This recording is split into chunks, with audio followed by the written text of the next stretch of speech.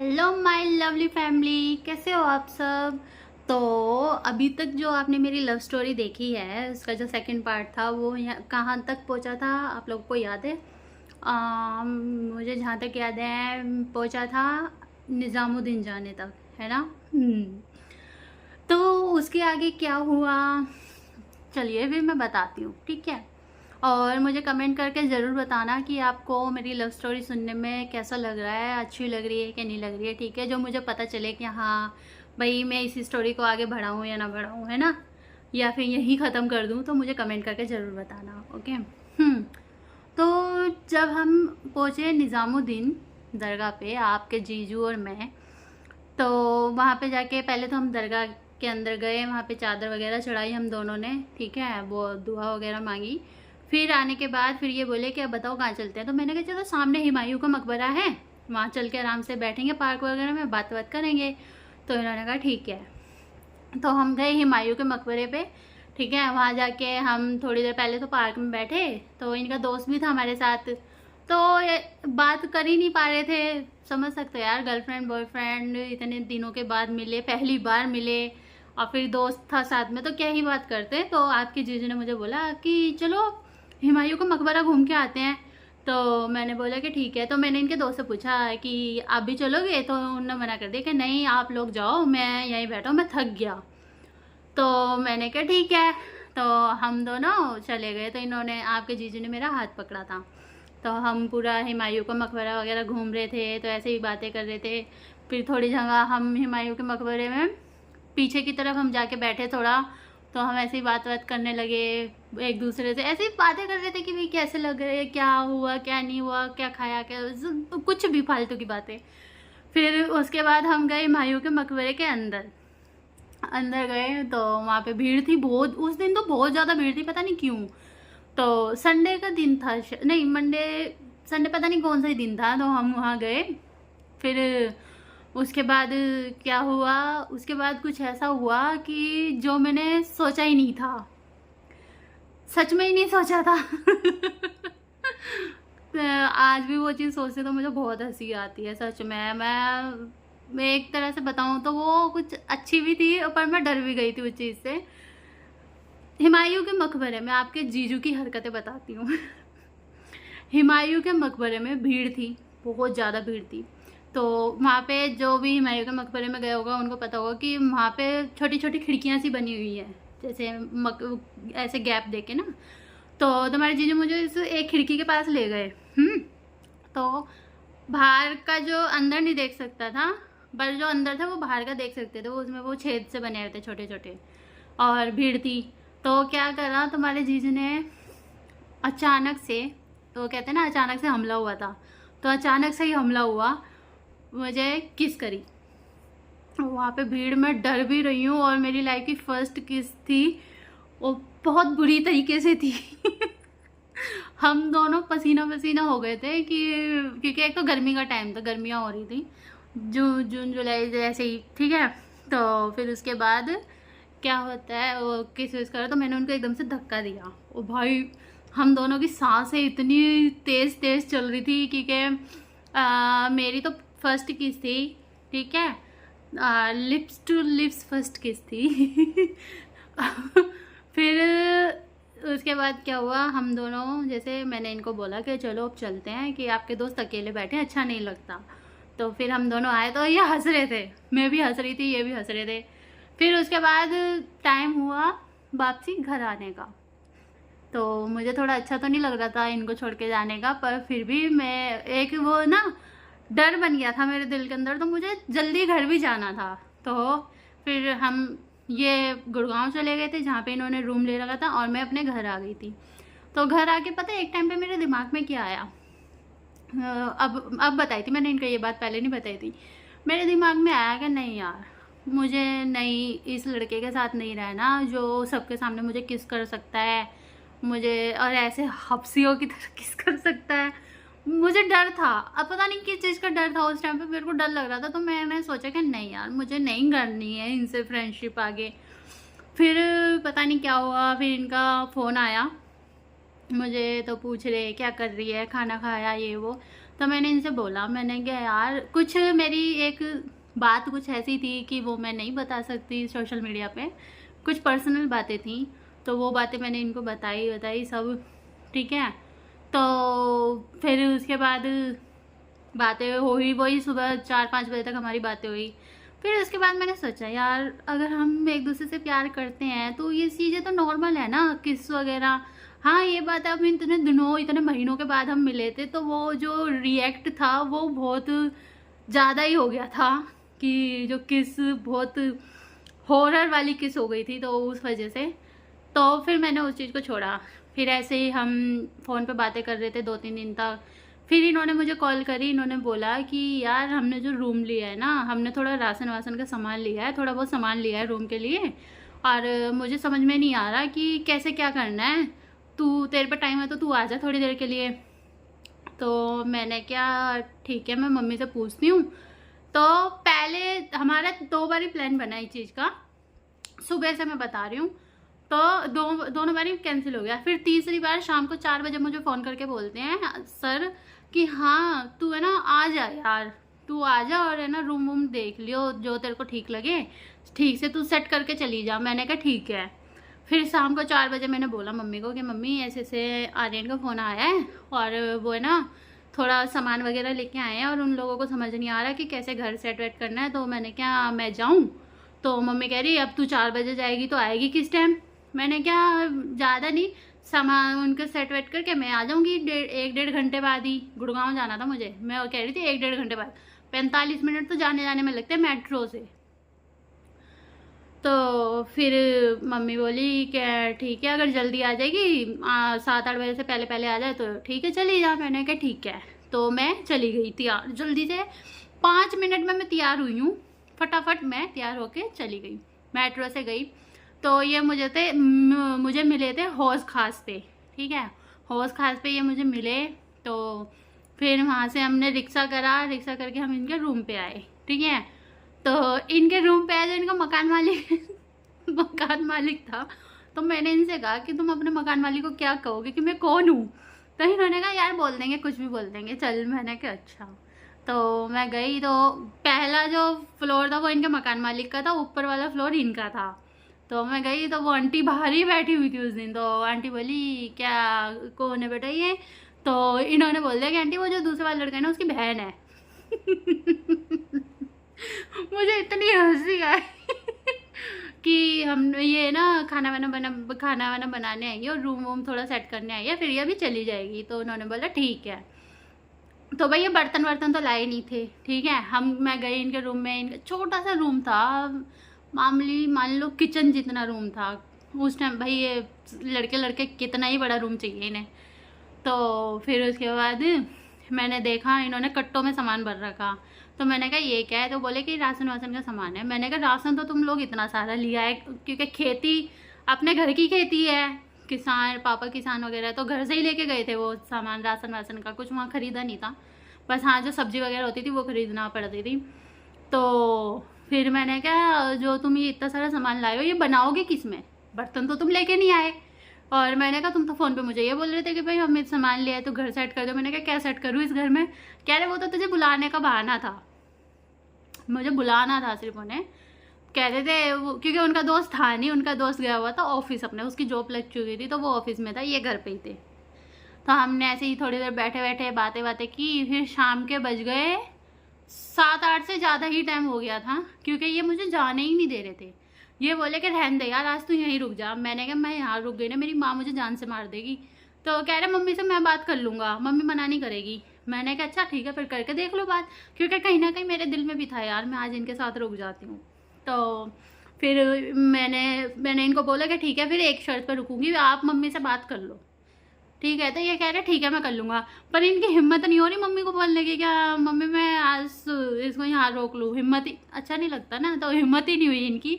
तो इन्होंने कहा चल कोई नहीं तू चली जा। ऐसे करते करते हमें बज गए थे रात के 9 कि हाँ रुक जा चली जा रुक जा चली जा, ये करते करते 9 बज गए हमें रात के। तो फिर मैंने कहा ऐसा है अब बहुत हो गया मुझे जाना है, मैं नहीं रुक रही, मेरी मम्मी घर पर अकेली होगी मुझे जाना है। तो इन्होंने कहा ठीक है। तो ये मुझे मेट्रो में बिठा के आए। तो मैं घर पे पहुंची 10:30 बजे। घर पे गई तो मम्मी गुस्से में बैठी हुई कि इतनी देर कहाँ लगा दी, तुझे टाइम का देख, टाइम नहीं दिखता, रात को 10-10 बजे तो घर आ रही है, ये अच्छी बात है, मैं तेरे को जाने देती तो इसका मतलब ये है वो है। बहुत मम्मी ने मुझे सुनाया क्या, डांट आई थोड़ा सा। फिर उसके बाद मैंने इनकी बात करवा दी। मैंने कहा मम्मी उनकी तबीयत ठीक नहीं थी तो उस वजह से फिर मैं खाना वाना बना के आई, तो फिर वो बोले कि खाना हमारे साथ ही खा लो, तो मैं खाना वाना खा के आई। तो मम्मी कह रही है, फिर मम्मी मान गई थी कि चल ठीक है। तो फिर मम्मी सो गई थी तो मैं छत पे बैठी हुई थी, फिर वही हमारी बातें हो रही थी। फिर इन्होंने मुझे ये बोला कि यार उस टाइम पे ना रमज़ान स्टार्ट हो गए थे, तो ये बोले कि यार परसों से रमज़ान है, ओ कल से रमज़ान है, तो यहाँ पे पता नहीं कैसे रख पाऊँगा नहीं रख पाऊँगा, मुश्किल है मेरा रखना। तो मैंने कहा ठीक है आप देख लेना जैसा भी हो। तो इन्होंने 2 रमज़ान रखे थे वहाँ पे दिल्ली में, तो इनसे ना रखा नहीं गया था वहाँ पे रमज़ान, क्योंकि यार दिन भर काम के लिए, जैसे ये वो क्या कहते हैं इंटरव्यू वगैरह के लिए जाते, तो यार रमज़ान जैसे कि आप लोगों को पता है कि भूखे प्यासे रहना पड़ता है, बिल्कुल पानी तक का एक बूंद तक नहीं पी सकते हैं। तो फिर इन्होंने मुझे फ़ोन करा कि यार मैं ना घर जा रहा हूँ और रमज़ान है और फिर ईद भी आने वाली है, तो मैं ना यहाँ मेरे से रखा नहीं जा रहा है, मैं बहुत परेशान हो रहा हूँ खाने पीने के लिए भी, तो मैं घर जा रहा हूँ। मैंने कहा ठीक है आप है ना घर जाओ, नहीं तो आपकी तबीयत ख़राब हो जाएगी। तो ये रात को चले गए थे। अच्छा तो नहीं लग रहा था कि मैं मिली भी नहीं थी इनसे जाने से पहले, तो थोड़ा अच्छा सा नहीं लग रहा था।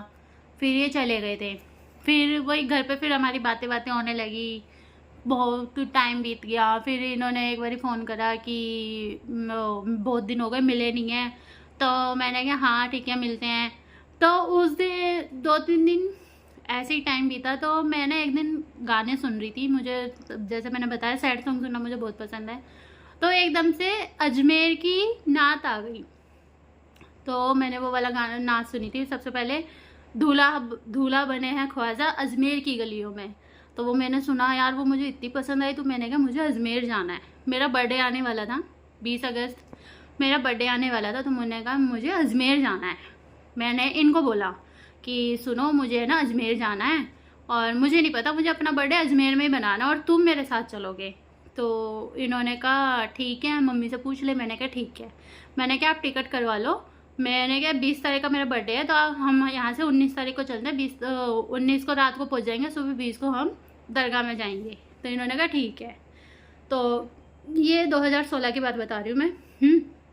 तो फिर मैंने मम्मी को बोला, मैंने कहा मम्मी मुझे ना अजमेर जाना है और मैं तो मम्मी कह रही अकेली कैसे जाएगी। मैंने कहा आर्यन है ना, आर्यन जा रहे हैं मेरे साथ और खर्चा वर्चा वही करेंगे। मैंने कहा खर्चा वर्चा वही करेंगे, पर मुझे नहीं पता, मुझे अपना बर्थडे अजमेर में बनाना है। तो मेरी मम्मी ने मना कर दिया कि नहीं जाना, और मैंने जिद पकड़ ली थी कि मुझे जाना है। मैं उस टाइम पे बहुत ज़िद्दी थी। उस टाइम पे क्या, मैं बचपन से ही बहुत ज़िद्दी थी। तो वही मम्मी ने मना कर दिया। मैं रोने लग गई कि नहीं मुझे तो अजमेर जाना है, मुझे तो अजमेर जाना है। मम्मी ने बोला कि नहीं मैं अकेली नहीं भेजूँगी इतनी दूर, अकेली कैसे जाएगी, क्योंकि मैं कभी मम्मी से दूर हुई ही नहीं थी। बचपन में तो चलो वो था, एक बात थी कि भाई मैं सच बताऊँ तो मैं 7 भाइयों की एक लौती बहन हूँ। मेरे 7 भाई हुए थे जो कि इस दुनिया में नहीं हैं, तो उस चीज़ से मेरी मम्मी को डर लगता था। तो फिर मेरी मम्मी मुझे कहीं जाने नहीं देती थी। पर बचपन में ये बात हुई थी कि किसी ने ये बोला था कि भाई अगर आपके बच्चे ऐसे जैसे होते ही मर जाते हैं, कोई 1 महीने का मर जाता है, कोई 10, मेरा जो मेरे से बड़ा भाई जो था वो मेरा भाई 10 साल का होगा मेरा था, और जन्मदिन के दूसरे दिन मरा था वो, उसका बस एक्सीडेंट हो गया था। तो उस चीज़ से मम्मी मेरी बहुत डरती थी। तो किसी ने ये कहा था कि भाई आप है ना, जब मैं हुई थी कि आप इसको ये ना दान कर दो, या तो किसी को दान कर दो या किसी को बेच दो, तो जो भी दोष होगा वो इस पर नहीं आएगा। तो मेरे नाना ने मुझे 11 रुपये में ख़रीदा था। 11 रुपये मेरी मम्मी के हाथ में दे दिए थे और मुझे अपनी गोद में रख लिया था, और उस दिन बोला था कि ये मेरी बेटी है। तो इसी वजह से मैं 15 साल तक 15 कह रही सॉरी, हाँ 12-13 साल तक मैं अपने नाना के साथ रही थी। तो मेरे को बचपन से वही पापा पापा सब बोलते थे, मेरे मामा मामी पापा बोलते थे नाना को। तो मुझे लगा था ये भी मेरे पापा, तो मैं उनको पापा बोलती थी, नाना को ही। तो यही था। तो मम्मी उस चीज़ से डरती थी, तो मुझे कहीं जाने नहीं देती थी। तो फिर मैंने बोला कि ठीक है मैं खाना नहीं खाऊंगी, मैं नहीं जाऊंगी तो मैं मर जाऊंगी, मैं खाना नहीं खाऊंगी। मैं ये बोल दिया। तो मैंने 2 घंटे तक खाना नहीं खाया, रात के ही टाइम में, तो 2 घंटे 2-3 घंटे हो गए मैंने खाना नहीं खाया और मैं मम्मी से बात नहीं करी। फिर मम्मी कह रही अच्छा ठीक है मेरी माँ, चली जाइयो, बस चली जाइयो खुश, अब तू खाना खा ले, क्योंकि मेरी मम्मी मुझे देख नहीं सकती थी उदास या भूखी। तो फिर मैं खुश हो गई कि हाँ हाँ ठीक है। फिर मैंने मम्मी को बहुत सारी पप्पियाँ करी, बहुत सारा आई लव यू बोला। फिर मैंने आर्यन को बताया कि ऐसा है, अब अपना टिकट करवा लो, तुम्हारी सासू माँ ने हाँ कर दी है। तो इन्होंने कहा ठीक है। तो फिर भी मेरी मम्मी ने मुझे 5,000 रुपये मेरी मम्मी ने दिए और बाकी आर्यन का खर्चा था। तो फिर हम गए अजमेर 19 तारीख, पहली बार अपनी लाइफ में, पहली बार, और वो भी अपने प्यार के साथ मैंने इतनी दूर का सफ़र करा था। बहुत मज़ा। और तुम्हारे जीजू ने पता मुझसे क्या बोला था? हाँ, सरप्राइज़ की बात बताती हूँ। तुम्हारे जीजू ने ये बोला था कि तेरे लिए एक सरप्राइज़ है, और जैसे तुम्हारे, जब तो मैं हिंदू ही थी, कि जैसे तुम्हारे हिंदू धर्म में दुल्हन सजती है ना, जैसे पार्लर वगैरह जाता है, मेहंदी वहंदी लगाया जाती है, तो वैसे करियो, ठीक है, और मंगलसूत्र वगैरह जो भी होता है वो लिए ही हो। मैंने कहा क्यों? कह रहे बस ले आई हो, तेरे लिए एक सरप्राइज़ है। मैंने कहा ठीक है। तो फिर मैंने भाई, और इन्होंने ही पैसे दिए थे उस चीज़ के, मैंने कुछ नहीं खर्चा करा था, इन्होंने मुझे पैसे वैसे दिए थे कि जब पार्लर वालर चली जाइयो, मेहंदी वहंदी लगवाई आई हो। मैंने कहा ठीक है। और नए नए कपड़े लेके नए कपड़े लेके आई थी मैं ना सूट लेके आई थी, थोड़ा हैवी सा सूट था वो, हाँ, तो वो पहना था मैंने। तो फिर भाई मैं मेहंदी वहंदी लगवा के आई, मैंने कोहनी से ऊपर ऊपर तक की मेहंदियाँ लगवाई, पैरों में भी मेहंदी लगवाई थी मैंने, अपने हाथों में मेहंदी लगवाई। मेरी मम्मी, पता मेरी मम्मी बेचारी बहुत अच्छी थी। मैं तो चाहती हूँ क्या ऊपर वाला अल्लाह ताला मुझे जब भी मम्मी दे तो मेरी माँ जैसी ही माँ दे, मुझे वही मम्मी चाहिए, मुझे और कोई मम्मी नहीं चाहिए, वही मम्मी पापा चाहिए मुझे। तो वो मम्मी मेरे साथ 1 बजे तक पार्लर में बैठी थी, क्योंकि मेहंदी वहंदी लगवाई थी ना, तो बहुत टाइम लग गया था। उस टाइम पे त्यौहार भी था कुछ, तो उस चीज़ की वजह से। फिर नवरात्रे चल रहे थे, कुछ चल रहा था उस टाइम पे। तो फिर मैंने मेहंदी वहंदी लगवाई। फिर दूसरे दिन वही तैयारी वगैरह करी, हमारी सुबह की ट्रेन थी। तो ये यहाँ से बरेली से बैठ गए थे ट्रेन में, मुझे ये हमारे वहाँ पे स्टेशन है कौन सा, सराय रोला, ये मुझे वहाँ मिलने वाले थे। वहाँ से ट्रेन जाती है आला हज़रत के नाम से। तो फिर हम ट्रेन में बैठे, मैंने चूड़ा वूड़ा सब पहन रखा था। मेरी मम्मी बहुत खुश हो रही थी मुझे देख के कि हाय कितनी सुंदर लग रही है चूड़ा वूड़ा पहन के। चूड़ा पहना था मैंने। फिर मैं गई तो मेरी मम्मी ने इनको, ये मेरी मम्मी से पहली बार मिले थे, तो ये आए, इन्होंने मम्मी को नमस्ते करा। मम्मी ने भी इनको देखा तो मम्मी बोली कि बेटा इसका ध्यान रखना, ये है ना ऐसी है पागल सी, ये कहीं खो ना जाए, इसका हाथ पकड़ के रखना। तो वो बोले कि मम्मी बेबी करो, मैं इसका हाथ पकड़ के रहूँगा। तो फिर वो, और मेरी सासू माँ जी ने घी भिजवाया था, घी का डब्बा, ये घी का डब्बा लेके आए थे मम्मी के लिए। तो मैंने मम्मी को दे दिया था, मैंने कहा ये मम्मी ने भिजवाया है आपके लिए। तो फिर मम्मी मुझे छोड़ के चली गई थी हमारी ट्रेन। मेरे को बहुत दुख तो हो रहा था, क्योंकि पहली बार था कि मैं अपने जन्मदिन पे अपनी मम्मी से दूर थी, पर एक तरह से खुशी भी हो रही थी कि भाई मैं अपने प्यार के साथ हूँ, और पहली बार मैं इतनी, किसी लड़के के साथ पहली बार मैं इतनी दूर जा रही हूँ। फिर वही हमारा सफ़र स्टार्ट हो गया ट्रेन का। इनको नींद आ रही थी तो ये मेरी गोदी में सर रख के लेटे हुए थे, ये बोले कि मेरा सर दबा दे, ये भी बहुत खुश थे। तो ये मुझे दुआएं बता रहे थे। अब किस चीज़ की दुआ बता रहे थे मैं वो आपको बताऊंगी तो आप हंस पड़ोगे, पर वो चीज़ मैं बताऊंगी नहीं कि ये मुझे किस चीज़ की दुआ बता रहे थे। फिर ऐसे ही करते करते हम रात को 9 साढ़े 9 बजे हम अजमेर पहुंच गए थे। मुझे अजमेर पहुंच के बहुत अच्छा लग रहा था। फिर हमने रूम लिया, होटल रूम लिया था। फिर मैंने मम्मी को फ़ोन करा, मम्मी को बताया कि मैं अजमेर पहुंच चुकी हूँ, और हमने रूम मम्मी को ये नहीं पता था कि हम होटल रूम में रुके थे। मैंने ये बोला था हम धर्मशाला में रुके कि बहुत सारे लोग होते हैं, जैसे भाई हिंदू धर्म में पता हम कई मंदिर वंदिर जाते हैं दूर, धर्मशाला वगैरह में रुकते हैं तो बहुत सारे जने ही रुकते हैं एक साथ। तो मैंने मम्मी को बोला कि हम धर्मशाला में रुके हैं और हम अकेले नहीं हैं। तो मम्मी कह रही ठीक है। मम्मी को भी पता ही था। तो फिर उसके बाद ना हम होटल रूम वगैरह ले लिया। तो मैंने कहा इनसे चलो थोड़ा सा घूम के आते हैं। तो इन्होंने बोला चलो ठीक है। तो हम ऐसे ही थोड़ा सा बाज़ार में घूम रहे थे, तो ये बोले कि चल अब रूम पे चलते, थक गए सफ़र करके। मैंने कहा हाँ। तो फिर हम रूम पे आ गए थे। फिर क्या, फिर कुछ नहीं, इतने भी गौर से मत सुनो कि हाँ दीदी फिर रूम पे गई थी, होटल रूम लिया था, फिर क्या हुआ था। ठीक है, वो सब चीज़ें पर्सनल है। हाँ नहीं तो फिर फिर फिर सुबह हम लोग नहाए धोए, सुबह 4 बजे इन्होंने बोला, ये तो फजर की नमाज़ पढ़ने चले गए थे 4 बजे वहाँ पे। फिर उसके बाद ये आए तो आके ये दोबारा सो गए थे, मैं सो ही रही थी। फिर मैं नहाई वाई उठी, नहाई धोई, तो इन्होंने बोला चल तैयार भी हो, जो चलते हैं। मैंने कहा ठीक है। तो जाने से पहले इन्होंने क्या करा, हम दरगाह जाने से पहले मैंने जैसे चूड़ा वगैरह तो पहन ही रखा था, तो इन्होंने मुझसे बोला कि जो सामान मैंने मंगाया था तू लाई है। मैंने कहा हाँ लाई हूँ। तो फिर मैंने इनको सिंदूर और मंगलसूत्र दिया, तो इन्होंने मुझे होटल रूम में मंगलसूत्र पहनाया और मेरी मांग में सिंदूर लगाया था। मैं बहुत खुश हो गई थी। फिर उसके बाद इन्होंने कहा कि चल अब दरगाह चलते हैं। मैंने कहा ठीक है। तो फिर हम दरगाह गए। दरगाह जाके फिर मैं बहुत रोई थी। जब दीदार वगैरह हमने चादर वादर चढ़ा लिया था, तो हम वहाँ बाहर बैठे थे थोड़ी देर। जो गए उन्हें पता, वहाँ कवाली होती है, जो मैंने ब्लॉग में भी दिखाया है। तो वहीं पे हम बैठे थे, बहुत देर तक बैठे थे।